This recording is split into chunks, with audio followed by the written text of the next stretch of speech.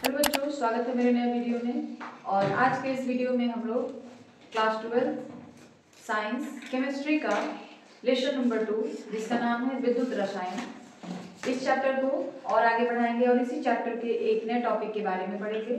और आज का जो हमारा टॉपिक है वो है कि विद्युत अपघट्ट की जो चालकता होती है उसको हम लोग कैसे नापते हैं और उसको प्रभावित करने वाले कौन कौन से कारक हैं। ठीक है, तो चलिए स्टार्ट करते हैं। विद्युत अपघटनी चालकता का मापन। देखिए, बताया जा रहा है कि हम जानते हैं कि विद्युत चालकता प्रतिरोध के व्युत्क्रम के बराबर होती है। कल हमने पढ़ा था कि किसी भी विद्युत अपघट्ट की जो चालकता होती है वो उसके प्रतिरोध के इनवर्स यानी व्युत्क्रम के बराबर होती है। तो अगर आपको किसी विलयन की चालकता को मापना हो तो उसका प्रतिरोध अगर आप निकाल लें तो आपको पता चल जाएगा कि उसकी चालकता कितनी है, क्योंकि उसका व्युत्क्रम होता है चालकता। तो सबसे पहले ये जरूरी है कि विद्युत अपघट्ट की चालकता अगर नापना है आपको तो उसका प्रतिरोध पता होना चाहिए। और प्रतिरोध को नापने के लिए हम लोग व्हीटस्टोन सेतु जो होता है उसका उपयोग करते हैं। व्हीटस्टोन सेतु ब्रिज का नियम जो होता है उसका प्रयोग करते हैं। उसमें 4 प्रतिरोध होते हैं। 3 प्रतिरोधों का मान आपको ज्ञात होता है और इन तीनों की सहायता से जो अज्ञात प्रतिरोध होता है, चौथा प्रतिरोध होता है, उसका मान हम लोग निकाल सकते हैं। जैसे मान लीजिए 3 प्रतिरोध है R1 R2 और R3, चौथा प्रतिरोध X है जिसका मान हमको नहीं पता है, निकालना है। तो हम लोग लिखते हैं R1 by R2 is equal to X by R3। ये जो X है अज्ञात प्रतिरोध है, उसका प्रतिरोध हमको निकाल लेना है। तो X बराबर क्या हो जाएगा? X बराबर हो जाएगा R1 R3 by R2। इसके हेल्प से हम लोग जो चौथा अज्ञात प्रतिरोध है उसका मान निकाल लेंगे और वही जो होगा उसका जब हम लोग इनवर्स कर देंगे तो जो हमारा विद्युत अपघट्ट है उसकी चालकता का मान पता चल जाएगा। ठीक है, अब जो विद्युत अपघटन की चालकता होती है उसे प्रभावित करने वाले कौन कौन से कारक होते हैं। ठीक है, अभी हमने ये जाना कि विद्युत अपघटन की जो चालकता है उसको हम लोग कैसे नापते हैं, कैसे ज्ञात कर सकते हैं। तो उसके लिए व्हीटस्टोन सेतु विधि का प्रयोग किया जाता है। ठीक है, अब चालकता को प्रभावित करने वाले कौन कौन से कारक हैं। पहला है अंतर आयनिक आकर्षण बल। अंतर आयनिक आकर्षण बल का मतलब ये है कि यदि विलेय के अणुओं के मध्य आयनिक आकर्षण अधिक होता है तो चालकता कम हो जाती है। मतलब ये कि जो भी विद्युत अपघट्य पदार्थ है, जो भी विलेय पदार्थ है, उसके अणुओं के बीच अगर आकर्षण बल अधिक है तो आकर्षण बल अधिक है तो उसकी चालकता जो होगी कम हो जाएगी। यानी आकर्षण बल के रिवर्स उल्टा मतलब व्युत्क्रमानुपाती आप कह सकते हैं कि ये दोनों जो होते हैं एक दूसरे के व्युत्क्रमानुपाती होते हैं। तभी तो यदि विलेय के अणुओं के मध्य अंतर आयनिक आकर्षण बल अधिक होता है तो चालकता घट जाती है और अंतर आयनिक आकर्षण बल कम होगा तो चालकता जो होगी बढ़ जाएगी। ठीक है, दूसरी बात क्या है, विलायक की ध्रुवीयता। विलायक के अधिक ध्रुवीय होने पर चालकता अधिक होती है। देखिए, विलायक के अधिक होने पर, विलायक जो होता है ना उसको हम लोग जल कहते हैं। जल को हमेशा विलायक माना जाता है और जल जो होता है वो ध्रुवीय है। जल एक ध्रुवीय यौगिक है।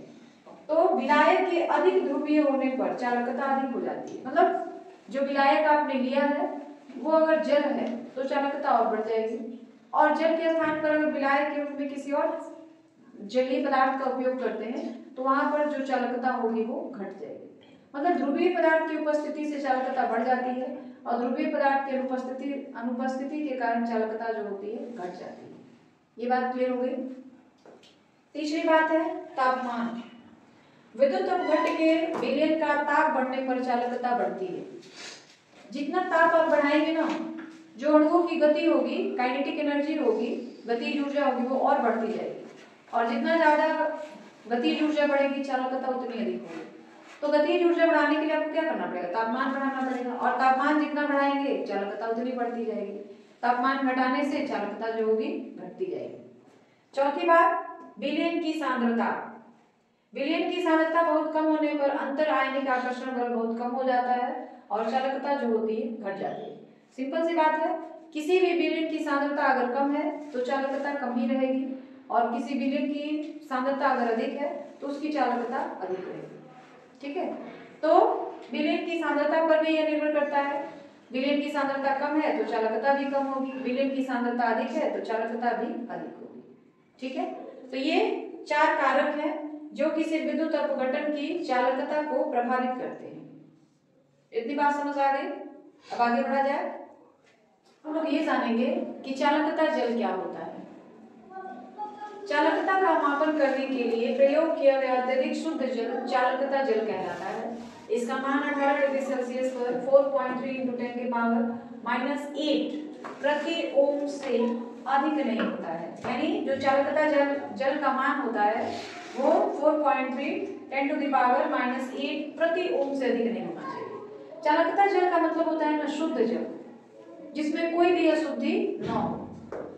जब जल में कोई अशुद्धि नहीं होगी तो उसे हम लोग चालकता जल कहेंगे।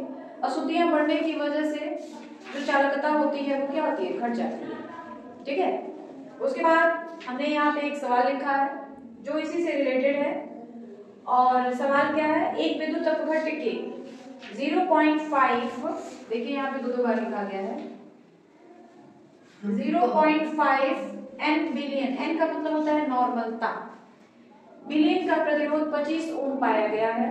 यदि प्रयुक्त चालकता सेल में इलेक्ट्रोडों के बीच की दूरी 1.6 सेंटीमीटर है तथा क्षेत्रफल 3.2 सेंटीमीटर स्क्वायर है तो बिलियन की विद्युत चालकता, विशिष्ट चालकता और तुल्यांक चालकता, ये 3 चीजें आपको निकालनी है। ठीक है, और इन तीनों चीजों के बारे में आपने पढ़ा है पहले भी कि विशिष्ट चालकता क्या होती है, तुल्यांक चालकता क्या होती है और विद्युत चालकता क्या होती है।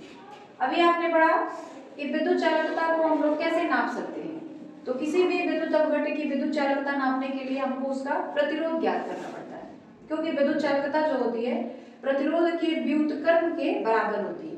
ठीक है, तो अगर हम किसी भी विद्युत अपघट्य की प्रतिरोध का मान निकाल ले तो उसका जो इनवर्स होगा यानी जो व्युत्क्रम होगा वही उसकी विद्युत चालकता हो जाएगी। ठीक है, तो सबसे पहले कोई भी सवाल बनाने जाएंगे तो हमने आपको कहा था कि आप लिखिए कि जो जो चीजें दी गई, क्या क्या चीजें दी गई है सवाल वो पहले लिखते हैं। तो सबसे पहले हम लोग लिखेंगे दिया गया है या दिया हुआ है, दिया है। ठीक है, क्या क्या चीजें दी गई है पहले वो लिख लेते हैं। आर का मान कितना दिया हुआ है 25 ओम दिया है ना। फिर बिलियन की जो नॉर्मलता है वो कितनी दी गई है, नॉर्मलता इसको हम लोग n से दिखाते हैं, इसका मान दिया है देखिए 0.5। क्लियर है। उसके बाद इलेक्ट्रोडों के बीच की दूरी, इलेक्ट्रोडों के बीच की दूरी को हम लोग l से दिखाते हैं, l। तो l का मान कितना दे दिया है 1.6 सेंटीमीटर और क्षेत्रफल दिया है तो क्षेत्रफल को हम लोग a से दिखाते हैं। a का मान दिया है देखिए यहाँ पे 3.2 सेंटीमीटर स्क्वायर। ठीक है, तो ये हो गया 3.2। इतनी बात समझ आ गई आपको। ठीक है, अब हम लोग बारी बारी से करके विद्युत चालकता, ये विद्युत चालकता है, विशिष्ट चालकता है और तुल्यांक चालकता है, ये तीनों का मान हम लोग निकालेंगे।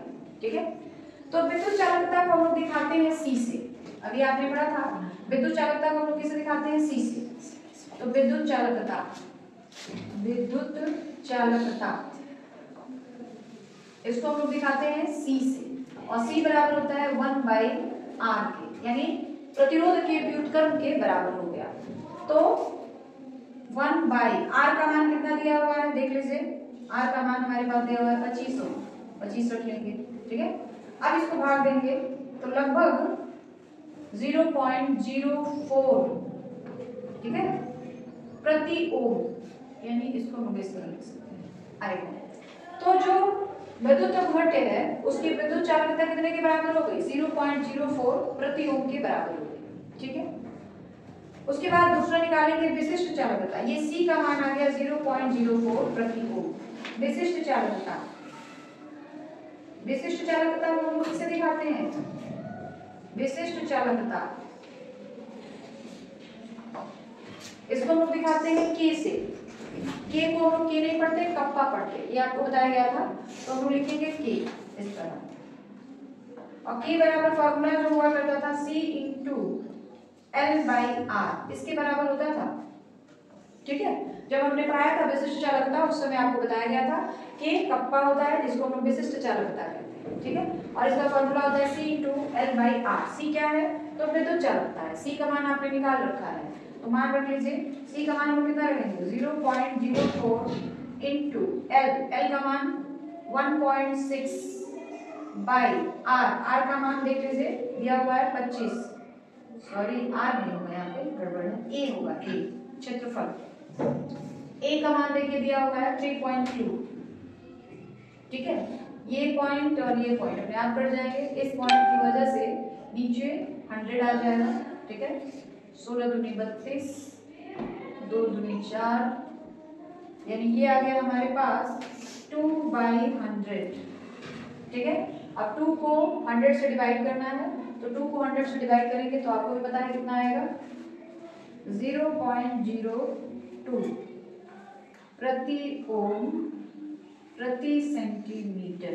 ये आपका आंसर हो गया, विशिष्ट चालकता का मान हो गया 0.02 प्रति ओम प्रति सेंटीमीटर। ठीक है, अब तीसरी बात आपको निकालनी है तुल्यांक चालकता। तो तुल्यांक चालकता हमने आपको पढ़ाया था, तो उस समय हमने फॉर्मूला भी बताया था कि तुल्यांक चालकता के लिए फॉर्मूला क्या होता है। तो लिखते हैं, पहले देख लीजिए आपको यहाँ पे दिखाई पड़ रहा है कि नहीं। ठीक है ना, नहीं दिखेगा तो ऊपर लिखेंगे तुल्यांक चालकता। देखो बेटा, जब भी आप पढ़ने बैठे आपको बार बार बोला जाता है कॉपी और पेन लेके बैठा करिए, साथ साथ लिखते चलिए ताकि बाद में आपको दिक्कत ना हो। तुल्यांक चालकता को हम दिखाते हैं लैम्डा ई क्यूब से, और लैम्डा ई क्यूब बराबर होता है k इंटू 1000 बाई n। यही होता है ना, k into 1000 by n। n क्या है? तो मिलियन की नॉर्मल तार। अब ये सारे मान आपको पता है, बस सारे मान वहां पर रख लीजिए और उसको कैलकुलेट कर लीजिए। ठीक है, तो इसके लिए हम लोग क्या करेंगे कि मान रख लीजिए k का मान कितना है, k का मान कितना है हमारे पास, k का मान है 0.02 इंटू 1000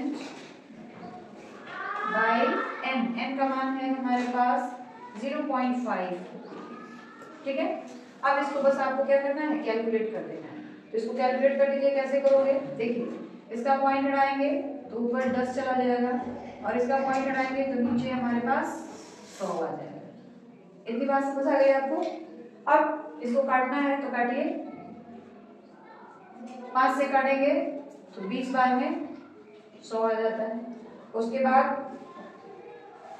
2 और 20 मल्टीप्लाई कर देंगे तो आ जाएगा कितना, 40। ठीक है, प्रति ओम, इस तरह ओम को लिखते हैं, प्रति सेंटीमीटर